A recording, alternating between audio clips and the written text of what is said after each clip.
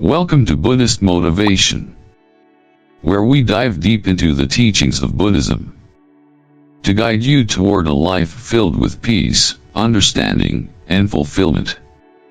Today, we're exploring a topic that affects all of us in some way: how to stop comparing.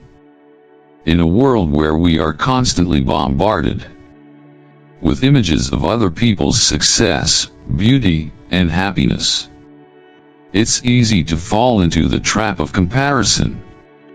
But the truth is, this constant comparison can lead to dissatisfaction and a lack of inner peace.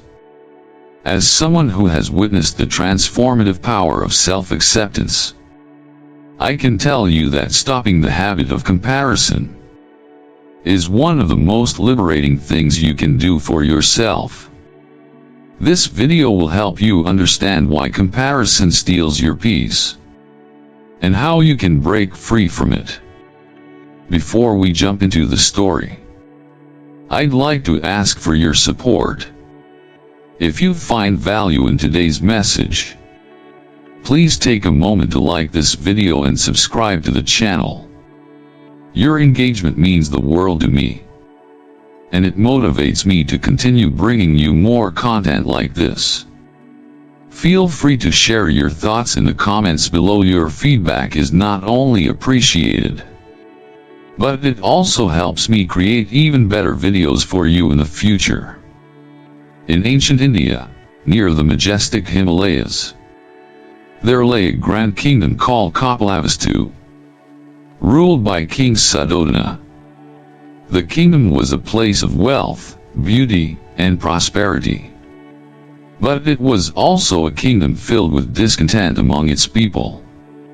In this kingdom, there lived a young prince named Siddhartha Gautama, who would later become known to the world as the Buddha. Siddhartha, like many young men, was curious and full of energy. But despite his luxurious life within the palace walls, he had a persistent feeling of dissatisfaction. This feeling was not born from material lack, but from something deeper. It stemmed from his growing habit of comparing himself to others. As a child, Siddhartha was raised in a palace where everything was provided for him. He had the best tutors, the most beautiful clothes, and the most exquisite food. But he could never escape the sense that something was missing in his life.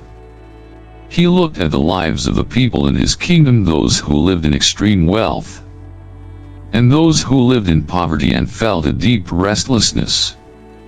Whenever Siddhartha saw his fellow prince, Devadatta, who seemed to excel in martial arts and always won every competition, Siddhartha thought, "I wish I were as skilled and strong as him." When he saw the merchants and farmers who worked tirelessly, yet seemed content with their humble lives, Siddhartha thought, "I wish I could find peace in such simplicity." Even when he looked at his ministers, wise and revered for their intellect, he thought, "I wish I had the wisdom that they possess." Despite living a life of unimaginable luxury, Siddhartha felt dissatisfied. He started to think that no matter how much he had, there was always someone who seemed better, smarter, or more successful. He began to feel like he could never find true happiness or enlightenment. This constant comparing of his life to others made Siddhartha feel miserable, and his heart became heavy with discontent. One day, after hearing stories of a wise monk who traveled the land spreading the teachings of peace and enlightenment, Siddhartha felt compelled to seek answers. This monk, known for his deep understanding of suffering and happiness, was said to have a transformative understanding of life. Siddhartha decided to approach the monk and share his inner turmoil. Siddhartha found the monk sitting under a large banyan tree by the river, meditating in perfect stillness. He approached him and, with respect, said, "Great sage, I am troubled. I have everything that one could desire. Wealth, beauty, power, and yet I am still unhappy. I find myself comparing my life to others, feeling that I am not as good as they are. My heart is heavy, and I cannot find peace. Please, help me understand why I feel this way." The monk opened his eyes, smiling gently at Siddhartha. "You are not alone in this, Prince," he said. "Every human being who compares themselves to others falls into the trap of suffering. To understand this, you must learn a simple lesson from the natural world. Meet me tomorrow at sunrise by the riverbank, and I will show you the answer." Intrigued, Siddhartha agreed, though he was still uncertain of how such a simple answer could possibly help him. But he trusted the monk's wisdom and decided to meet him the next day. As the sun began to rise, Siddhartha walked to the riverbank, where the monk was waiting. The monk motioned for him to sit and then pointed to the river, the trees, and the sky above. "Look around you, Prince," the monk said. "What do you see?" Siddhartha looked closely at the surroundings. The river flowed calmly, the trees swayed gently in the wind, and birds soared freely in the sky. "I see trees, birds, and the river," Siddhartha replied. The monk smiled and asked, "Now tell me, Prince, do you think the trees in this forest ever compare themselves to one another?" Siddhartha was confused. "What do you mean?" The monk continued, "Do you think the tall, strong trees complain to the small, slender ones that they are not as grand? Or do the short trees wish they could be as towering and majestic as the larger ones?" Siddhartha thought for a moment, and then shook his head. "No, I don't think they would. Each tree is just what it is." The monk nodded. "Exactly. The trees do not compare themselves because they understand their purpose. The tall trees provide shade, the fruit trees give nourishment, and the small trees fill the spaces between. Each one has its role in the balance of the forest. Now look at the river. Do you think it complains that it cannot fly like the birds? Or that it is not as still as the mountains?" "No," Siddhartha replied, understanding now. "The river simply flows in its own way." The monk smiled and said, "And so must you, Prince. The problem lies in the act of comparison.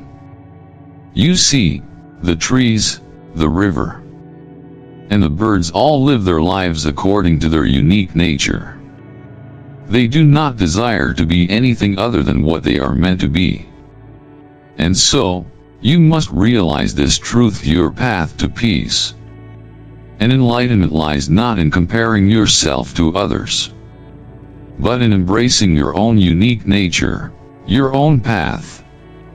Siddhartha sat in silence, contemplating the monk's words. For the first time, he realized that his dissatisfaction came not from the outside world, but from within. He had been trying to live according to the expectations of others, and comparing himself to those who seemed to have qualities he lacked. But the path to true peace could not be found in comparison, it could only be found in accepting and embracing his own unique journey. The monk continued, "Remember the Buddha's teachings, Siddhartha. He understood the Four Noble Truths. That suffering is part of life. That suffering arises from desire and attachment. That suffering can end. and that there is a path, the Noble Eightfold Path, that leads to the end of suffering. If you focus on your own path, your own practice, and not on others' journeys, you will find peace within yourself. Siddhartha's heart opened as he began to understand. He understood that everyone has their own journey to walk.